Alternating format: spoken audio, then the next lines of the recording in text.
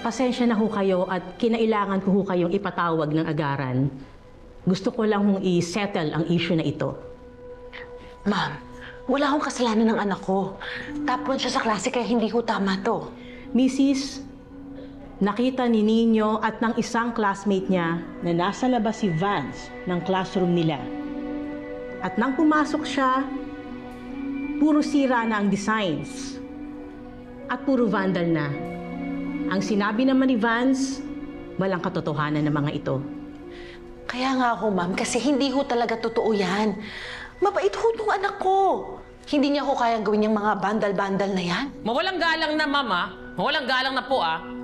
Kinuwento sa akin ninyo yung mga nangyari kagabi pa. Kaya alam ko yung totoo. Nagsisinungaling yung alaga mo. Mrs., hayaan mo natin siya magsalita. Nagdadalawang isip mga itong bata na magsumbong. Kasi daw, aasa rin siya doon ni Vance na sumbongera at subsep. Eh, pinilit ko.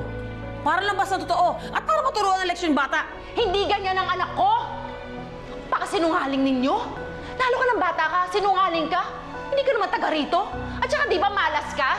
Kaya tingnan mo, yung karinderya ngayon ni Gege nagkakamalas-malas ng dahil sa'yo. Hindi malas si Nino. Napakaswerte ng bata to sa buhay ko. At mahal siya ng lahat. Alam ng lahat yan. At ang pinag-asab mo na porke hindi taga rito, malas na, ha? Yan! Yang anak mo ang kailangang turuan ng leksyon. Dahil sa'yo, gaya na ugali nagiging suwain.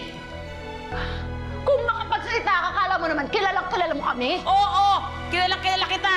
Di ba? Ikaw ang chismosa. Nagkakat ka ng chismis. Yung karinderya ko, malaki na lugi dahil sa'yo. Chismosa ka. Aling Gigi, sige, sakin mo. Hindi ka Aling Gigi, kaya. Di ba matagal na ganyan? Aling Gigi, Ma'am Jessica, kumalma po muna tayo. Hindi kami kakalma kasi pinagkakaisa ng mga yan yung anak ko. Hindi! Nakita mo yung karinderya ko. Ano pa nagsasabi mo sa... Away bata na nakikialam ka? Bakit hindi ko nakikialam ka din? Aba, sumusobra ka na. Kung makapasita ka talaga kilala-kilala. Kala mo naman totoo lahat ang sinasabi mo. Hoy, Hoy, ikaw chismosa ka, babae. Day. Hindi mo kami Chismosa kilala. ka. Oo, kaya wala Chismosa ka kasi talaga. ano. Pura gabi ang beto ka na lang yan. mo! Inaamin ko na! Ako po ang sumira ng design ng classroom. Ayoko pong madamay si Mama sa kasalanan ko. Vance?